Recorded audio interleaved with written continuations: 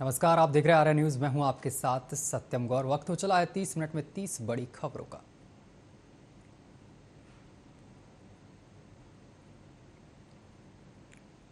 देश में चल रही कोरोना संक्रमण की दूसरी लहर का असर दिल्ली में देखने को मिल रहा है। 20 दिन में ही यहां स्थिति पूरी तरीके से बदल गई है। कोरोना के संक्रमित मामले, मौत के आंकड़े, संक्रमण दर, औसतन दैनिक मामले और अस्पतालों में भर्ती मरीजों की संख्या हर हफ्ते में इजाफा हो रहा है। इस स्थिति पर स्वास्थ्य मंत्रालय ने भी चिंता व्यक्त की है।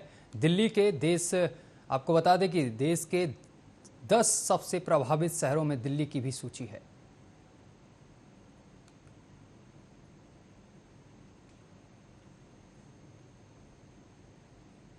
दिल्ली के सफदरजंग अस्पताल में बुधवार सुबह आईसीयू वार्ड में भीषण आग लग गई। हालांकि इस हादसे में किसी को हताहत होने की कोई खबर नहीं है और 50 मरीजों को दूसरे वार्ड में सुरक्षित शिफ्ट किया गया है।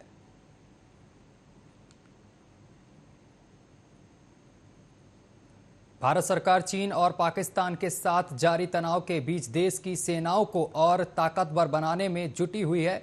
इसी क्रम में आज भारत के लिए महत्वपूर्ण दिन है। आज 3 राफेल लड़ाकू विमानों की खेप फ्रांस से बिना रुके भारत के अंबाला एयरबेस पर लौटी है, लैंड की है। आपको बता दें कि इसके साथ ही भारतीय वायुसेना की ताकत में और अधिक इजाफा होने वाला है।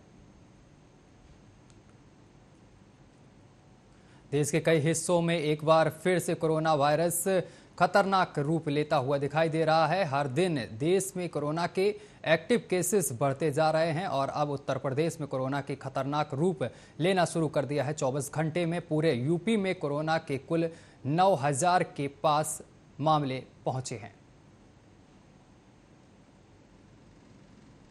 बुलंदशहर में ककोड़ कोतवाली क्षेत्र में 28 मार्च को धर्म सिंह की ईंट से पीट कर हत्या कर दी गई थी, जिसको लेकर पुलिस ने खुलासा कर दिया। पुलिस ने इस हत्या में शामिल 3 लोगों को गिरफ्तार कर लिया है। हत्या में अवैध संबंधों में बाधा बनने पर पत्नी ने ही अपने पति की हत्या करवाई थी।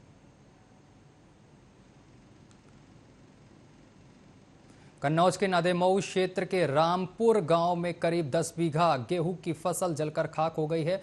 भयंकर आग देखकर गांव में अफरा तफरी मच गई। सूचना के 1 घंटे बाद भी फायर ब्रिगेड मौके पर नहीं पहुंची। तेज हवाओं के चलते आग ने विकराल रूप धारण कर लिया था। देखते ही देखते पूरी फसल जलकर खाक हो गई। खेत में खड़े बिजली के खंभे में शॉर्ट सर्किट होने से आग लगी।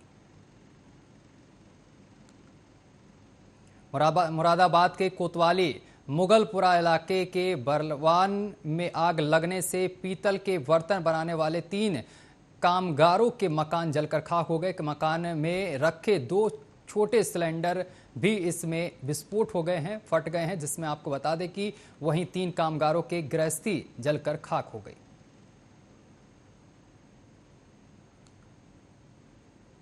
बिजनौर के थाना चंदपुर के नरनौर रोड पर ट्रैक्टर ट्रॉली में भरे भूसे में अचानक आग लग गई। आग लगने से ट्रैक्टर ट्रॉली जलकर खाक हो गए और बीच सड़क पर लंबा जाम लग गया।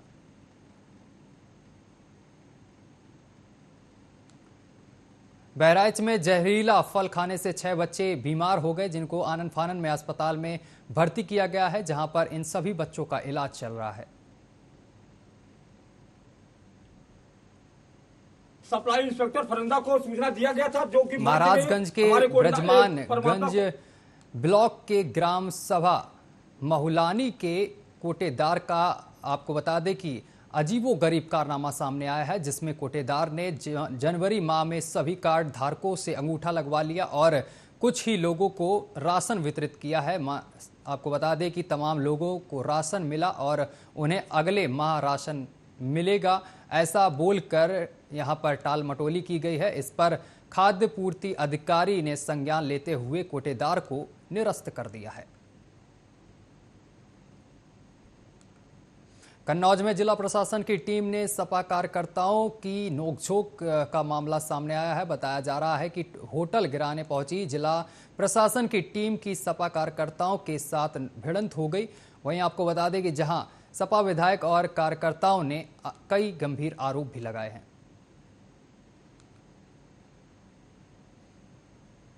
यूपी के माफिया और विधायक मुख्तार अंसारी पर पोटा लगाने वाले पूर्व डिप्टी एसपी शैलेंद्र सिंह को अदालत की तरफ से बड़ी राहत मिली है। अदालत ने उनके खिलाफ दायर सभी मुकदमे वापस लेने के आदेश दिए हैं। बता दें कि खुद शैलेंद्र सिंह ने अपने फेसबुक अकाउंट से ये जानकारी साझा की है।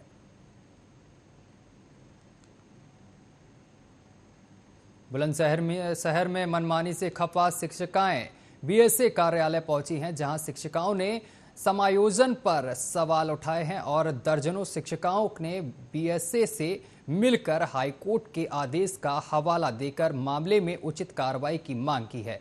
वहीं शिक्षिकाओं का कहना है कि माननीय उच्च न्यायालय द्वारा समायोजित प्रक्रिया पर आरोप हैं।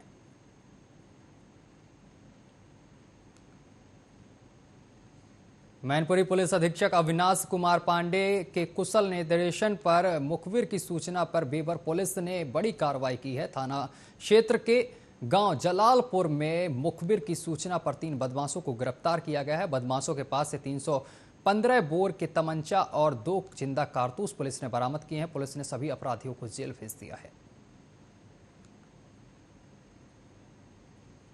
राजधानी देहरादून के लक्ष्मण चौक सरस्वती सोनी मार्ग क्षेत्र में कोरोना संक्रमितों के मिलने के बाद इस क्षेत्र को कंटेनमेंट जोन में बना दिया गया है। अब देहरादून में 2, ऋषिकेश और मसूरी में 1-1 कंटेनमेंट जोन हो गए हैं, और जिनमें से लक्ष्मणपुर चौक सरस्वती सोनी मार्ग क्षेत्र, नेहरू कॉलोनी ए ब्लॉक, गुमानीवाला और मसूरी में एक चिन्हित क्षेत्र कंटेनमेंट जोन बनाया गया है। और गुरुवार से श्रद्धालु बिना कोविड नेगेटिव RT-PCR रिपोर्ट के जरिए कि जिले की सीमा में दाखिल नहीं हो पाएंगे। बुधवार गुरुवार की मध्यरात्रि से महाकुंभ के आधिकारिक रूप से शुरू होने वाले के साथ ही आप बता दें कि कोविड SOP लागू हो जाएगी, और इस दौरान राज्य सीमा और मेला क्षेत्र में श्रद्धालुओं की रैंडम कोविड जांच भी होगी।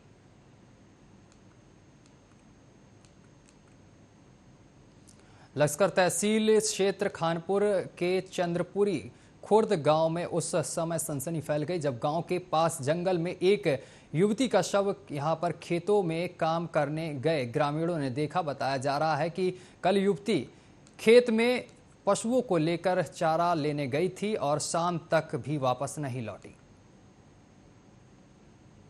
होली के मौके पर जब सब लोग रंग की मस्ती में चूर थे, उसी दौरान हरिद्वार जिले में मंगलौर क्षेत्र में पानी को लेकर 2 पक्षों में विवाद हो गया। ऐसा विवाद हुआ कि वहां फोर्स तैनात करनी पड़ी है। मंगलौर में पानी पीने को लेकर हुए विवाद में 2 पक्षों में जमकर लाठी डंडे चले और झगड़े में एक व्यक्ति ने तमंचे से गोली चला दी।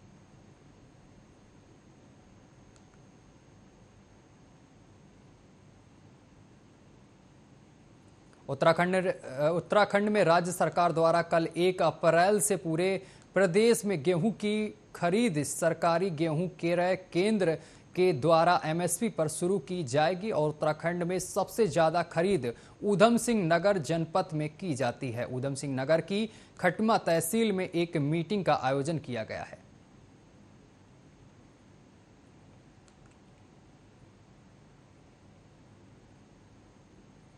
जहांगीर चंपा में पुलिस को मुखबिर की सूचना मिली और 4 व्यक्ति अवैध गांजा लेकर आने वाले थे, और जिस सूचना के आधार पर पुलिस ने गांजा तस्करों को यहां पर चारों को गिरफ्तार किया है, धर दबोचा है। साथ ही आपको बता दें कि इनके पास से मोटरसाइकिल और 8 किलो गांजा पुलिस ने जब्त किया है।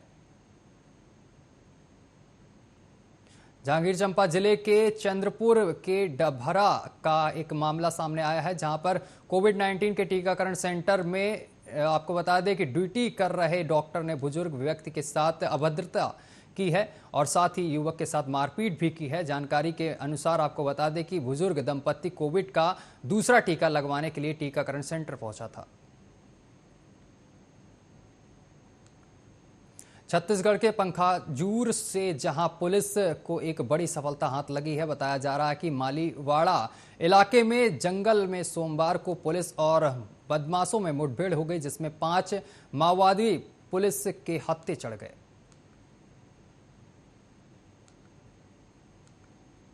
उत्तराखंड के श्रीनगर में एक नवजात का शव मिला है, आपको बता दें जिसके बाद वहां हड़कंप मच गया। जानकारी के मुताबिक सुबह श्रीनगर के एजेंसी मोहल्ले में एक नवजात का शव मिला, जिसके बाद इलाके में हड़कंप मच गया। वहीं सूचना पर पहुंची पुलिस पूरे मामले की जांच पड़ताल कर रही है।